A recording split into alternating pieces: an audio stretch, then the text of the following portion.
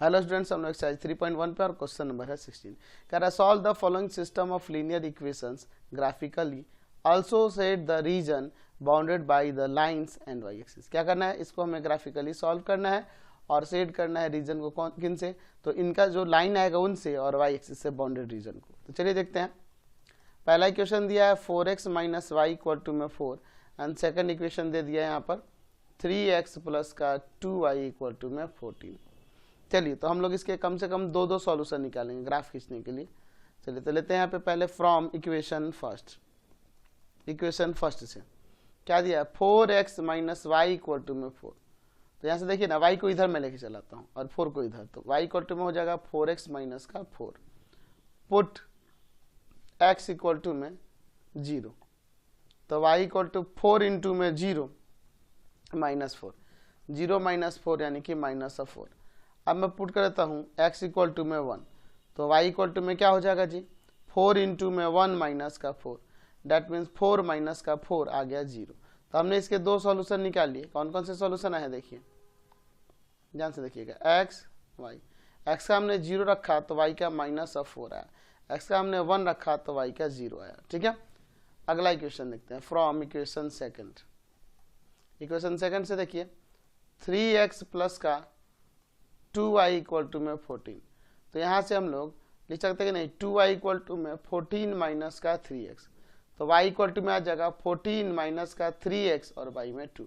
चलिए अब इसके दो वैल्यूज यहाँ पे निकाल लेता हूँ। मैं पुट कर देता हूँ x इक्वल टू में, यहाँ पे मैं क्या पुट कर दूँ जी, चलिए मैं पुट कर देता हूँ 2, तो y इक्वल टू में हो जाएगा 14 माइनस 3 इंटू में 2/2, तो आ जाएगा 14 माइनस का 6/2। सब्ट्रैक्ट करेंगे ऊपर 8 और y में 2 कट के यहाँ पे 4 आ जाएगा। ठीक है, अब मैं पुट करता हूँ x इक्वल टू में, सपोज मैं 4 पुट कर देता हूँ, तो y इक्वल टू में हो जाएगा 14 माइनस का 3 इंटू में 4 और बाई 2, तो 14 माइनस का 12 और बाई में 2 सब्ट्रैक्ट होगा तो 2/2 कट के यहाँ पे 1 आ गया। तो हमारे इसके पास दो सॉल्यूशन यहाँ पे आ गए। चलिए तो इनके दो सॉल्यूशन मैं यहाँ पे दिखा देता हूँ।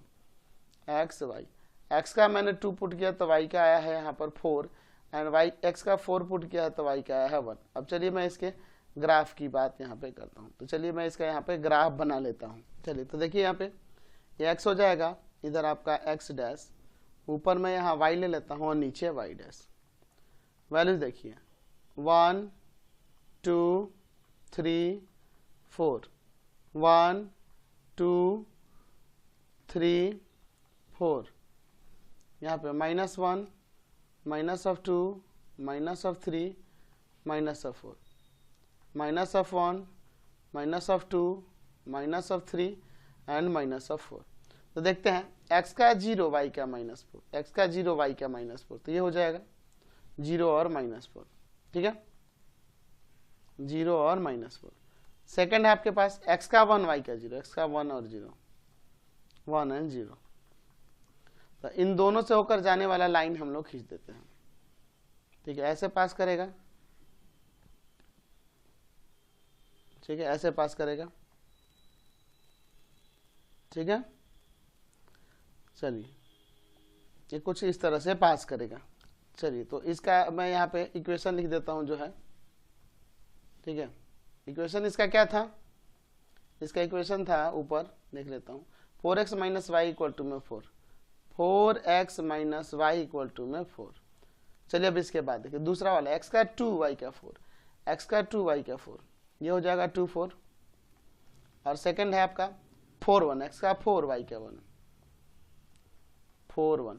तो इन दोनों पॉइंट से होकर जाने वाला लाइन हम लोग खींचते हैं यहाँ पे, तो वो कुछ इस तरह से जाएगा, देख रहे ना, ऐसे जाएगा। ठीक है, इसको आगे भी प्रोड्यूस करना होगा, तो आगे भी प्रोड्यूस करना होगा, तो ये आपका लाइन हो जाएगा। इसका इक्वेशन क्या है, इक्वेशन है यहाँ पे 3x प्लस का 2y इक्वल टू में 14, 3x प्लस का 2y इक्वल टू में 14। अच्छा, इस y एक्सिस को थोड़ा सा और आगे प्रोड्यूस करना चाहिए था हमें ना, चलिए इसको थोड़ा सा और आगे प्रोड्यूस कर देते हैं इस तरह से। ठीक है, ये y एक्सिस हो जाएगा। तो इसके ये क्या है 4 है, यहाँ पे 5 होगा, यहाँ पे 6 होगा और ये क्या हो जाएगा 7 हो जाएगा। तो इसका कोऑर्डिनेट एक्चुअल में 0 और -7 होगा, ये y है यहाँ पे, ठीक है, नीचे y डैश। अब देखिए इसका सॉल्यूशन पूछ रहा है, तो सॉल्यूशन की अगर बात करेंगे तो सॉल्यूशन देखिए यहाँ पे इंटरसेक्ट कर रहा है, तो x का वैल्यू यहाँ 2 है एंड y का 4 है। और फिर कह रहा है कि इन लाइंस और y एक्सिस से घिरे हुए रीजन जो है उसको शेडेड करना है। तो ये लाइंस और y एक्सिस ये ना होगा, तो इनसे घिरा हुआ रीजन ये है, तो इसको चलिए शेड कर देते हैं। इनसे बाउंड्री रीजन ये है, तो इसको मैंने शेडेड कर दिया। समझ गए? Next question